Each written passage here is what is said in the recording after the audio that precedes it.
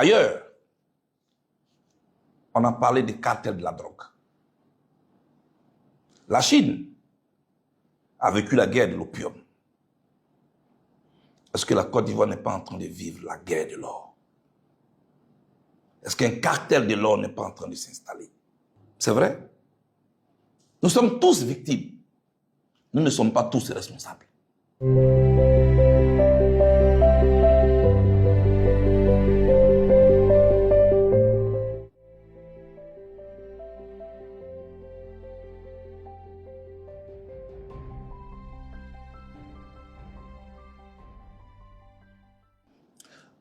Mesdames et messieurs, bonjour. Je suis Charles Blegoudé, président du COJEP. Cette déclaration est relative au phénomène de l'orpaillage.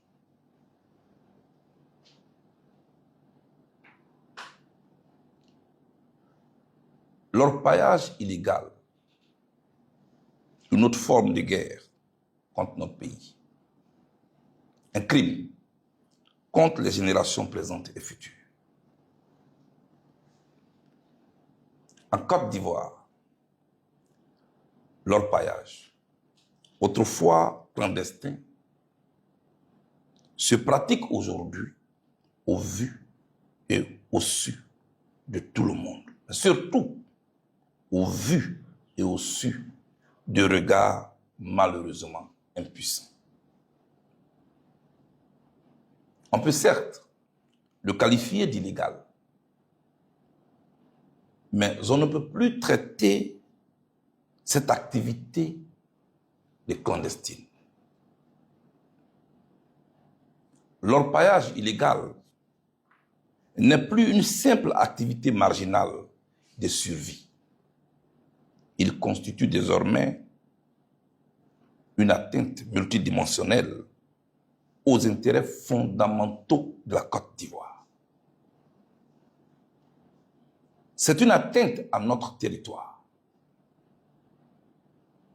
C'est une atteinte à nos ressources naturelles, à notre économie, à notre sécurité, à la santé de nos populations et à l'avenir des générations futures.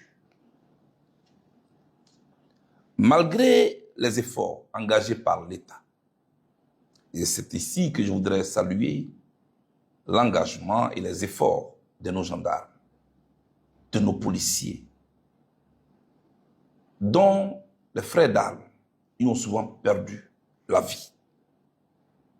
Malgré donc les destructions des sites et les interpellations, le phénomène de l'orpaillage se reconstitue. Et cette situation finit de révéler l'existence des réseaux organisés, structurés, qui dépassent largement la seule activité d'extraction minière.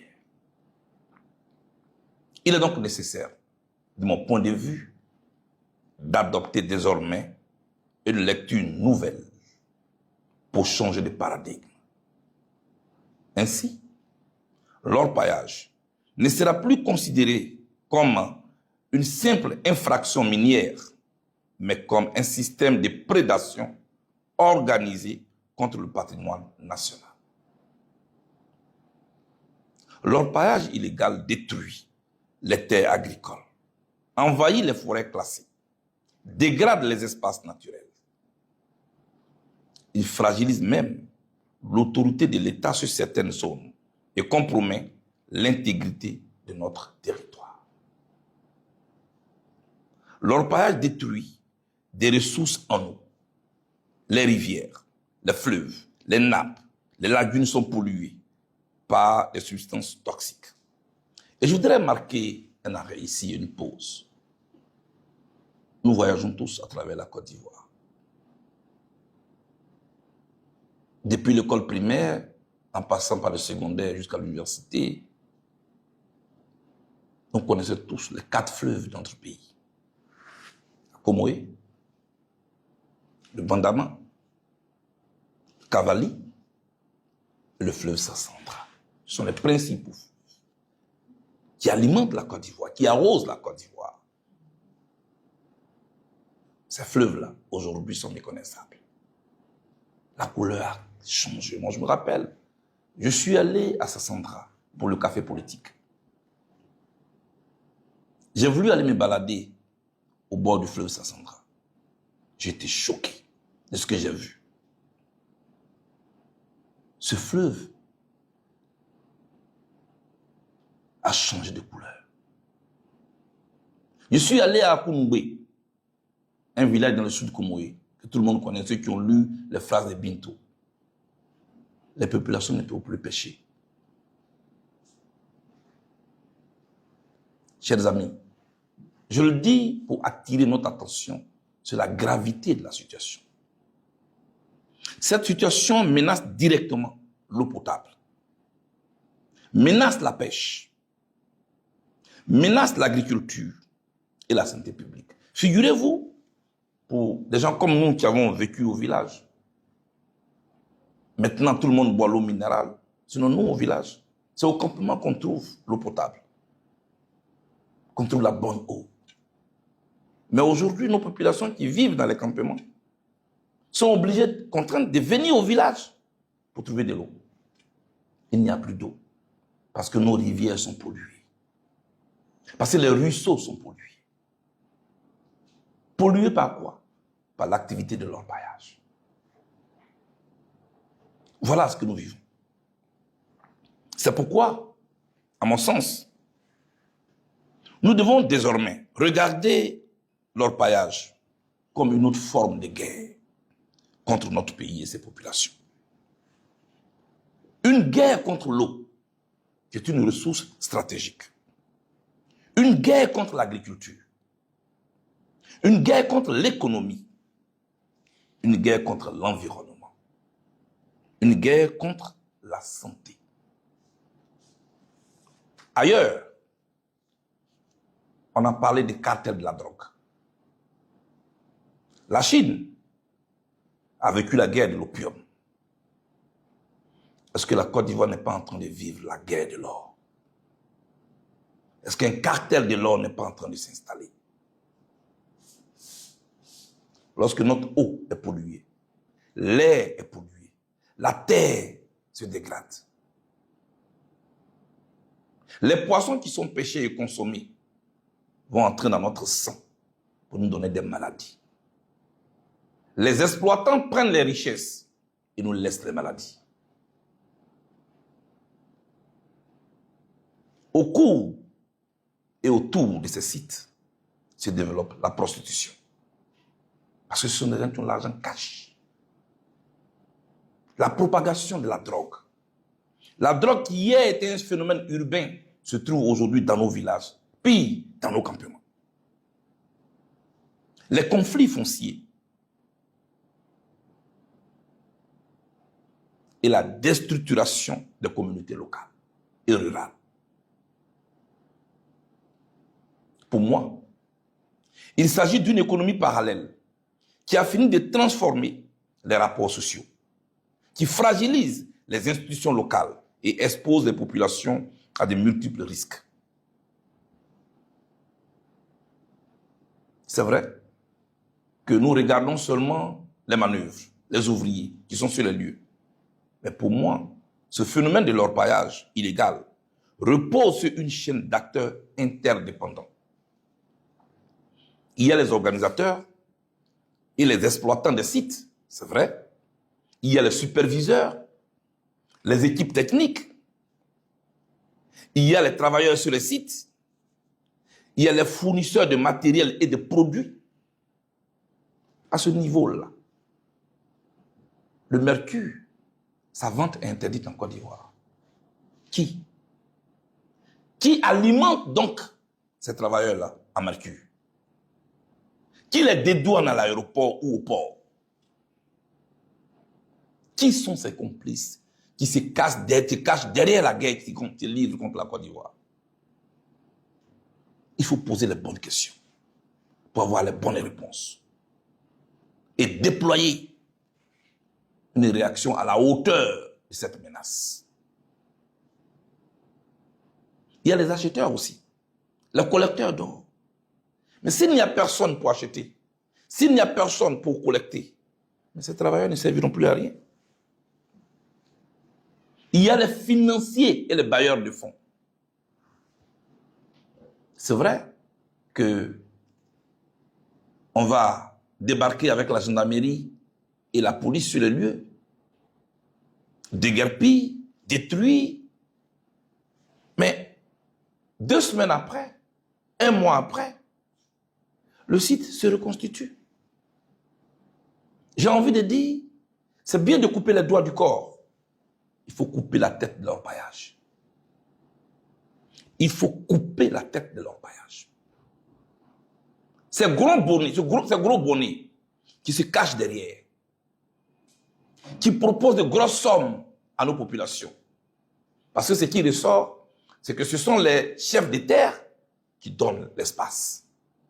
Mais qui achète l'espace?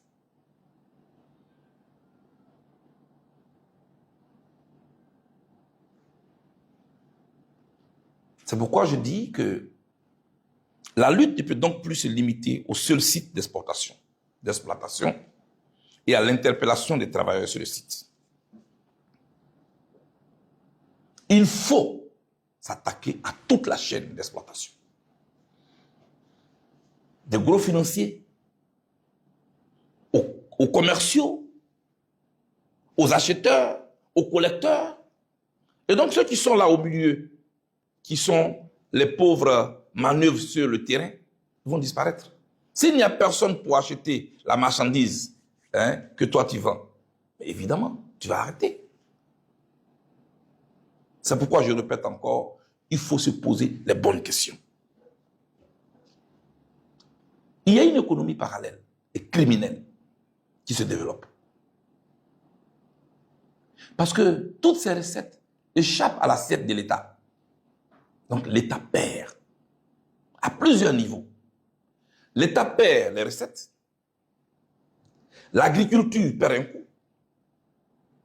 La déforestation gagne du terrain. L'érosion avance. L'air est pollué. Nos populations ne peuvent plus se nourrir de la pêche. Je considère que la Côte d'Ivoire doit se mettre en guerre. Et quand on est en guerre, on déploie les moyens de guerre.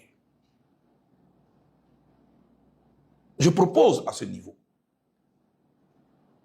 que le président Ouattara mette en place un ministère dédié à la lutte contre l'orpaillage. À chaque société, ses problèmes. À chaque société, ses problèmes. À chaque époque, ses problèmes. Et face à ces problèmes, il faut des réponses appropriées. Lorsque le sida ravageait au début, il y a eu un ministère de lutte contre le sida. Lorsque la Côte d'Ivoire a connu des crises et que notre pays était profondément divisé, il y a eu un ministère de la réconciliation. Après l'accord de Ouagadougou, entre la rébellion et le gouvernement d'alors, il y a eu un ministère pour la réinsertion des ex-combattants. Il y a eu un ministère pour les victimes de guerre. Voyez-vous, face à ces problèmes, il y a eu des réponses. Aujourd'hui, l'orpaillage ne peut plus seulement être l'affaire du ministère de la Défense, du ministère de la Sécurité. Ça, ce sont des solutions conjoncturelles. Il faut une solution structurelle, durable. C'est pourquoi je propose la mise en place dans le gouvernement d'un ministère dédié à la lutte contre l'orpaillage. Les ministères de la Défense et de la Sécurité vont pourvoir en hommes pour des actions opérationnelles qui vont mettre en œuvre la politique conçue par le ministère. Voilà ce qu'il nous faut. Chers amis, j'ai tenu à faire cette déclaration pour attirer notre attention sur ce qui nous guette. Et je le répète, arrêtons de seulement couper les doigts. C'est bon. Il faut couper la tête de l'orpaillage. Parce que la situation est beaucoup plus cruciale que cela. Voilà ce que je suis venu vous dire de mon point de vue. Après qu'on a identifié le gros bonnet, parce que c'est eux qui financent cette activité, ils sont là, il faut des enquêtes approfondies pour les identifier, geler leurs avoirs, bloquer leurs comptes, pour que l'argent dans leur compte puisse servir à réhabiliter ce qu'ils ont détruit. C'est-à-dire les sites. Cet argent va servir à financer le déplacement des gendarmes et des policiers sur les lieux. Parce qu'ils gagnent beaucoup d'argent qui échappe à notre pays. C'est vrai? Nous sommes tous victimes. Nous ne sommes pas tous responsables. Nous sommes victimes des gens qui se cachent derrière ces jeunes gens qui sont sur les sites et qui gagnent beaucoup d'argent et qui mettent notre pays à genoux. La Côte d'Ivoire, son économie repose sur l'agriculture. Quand il n'y a plus d'eau pour arroser nos plantes.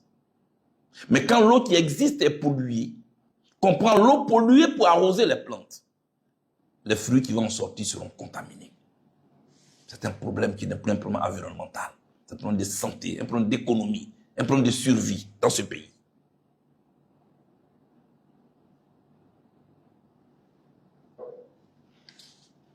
Je le dis avec beaucoup de gravité.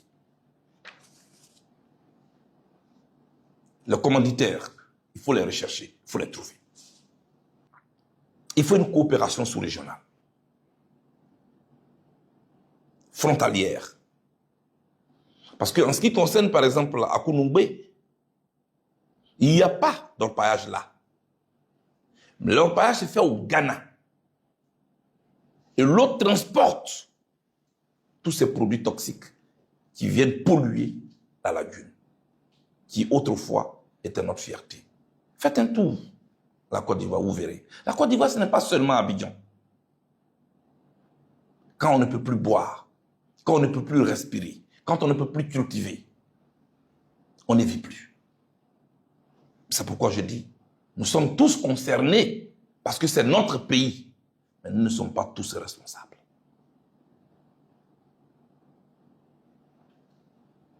Les femmes qui consomment les poissons contaminés, le lait maternel est contaminé. On va bientôt assister à des naissances d'enfants déformés, à des cancers. La situation est plus que sérieuse. C'est pourquoi je veux qu'on s'y mette nous tous. La surveillance, elle peut être technologique. À travers des drones, des systèmes d'alerte, pour détecter rapidement les nouvelles activités et anticiper sur les implantations nouvelles. Cela me semble nécessaire. Il faut protéger les zones sensibles, c'est-à-dire interdire strictement toute activité minière dans les zones de captage d'eau, des cours d'eau, des forêts classées, des parcs, dans des zones agricoles stratégiques. Et il faut rendre obligatoire la restauration environnementale. Comme ça se fait, celui qui pollue, il paye. Il ne faut pas jouer avec. Parce que moi, je reste convaincu que ceux qui financent cette activité sont dans ce pays. Et ils nous narguent avec leur argent. Et ils nous laissent la maladie. On ne doit plus l'accepter. Je vais donc conclure pour dire que la réponse doit être à la hauteur de l'enjeu. Il faut des solutions durables et centrées sur le démantèlement des réseaux plutôt que sur la seule destruction des sites. Mesdames et messieurs, retenons que l'or de la Côte d'Ivoire appartient à la Côte d'Ivoire. Les terres appartiennent à la Côte d'Ivoire. Pensons aux générations futures. Ne pensons pas à nos seules poches. Je vous remercie.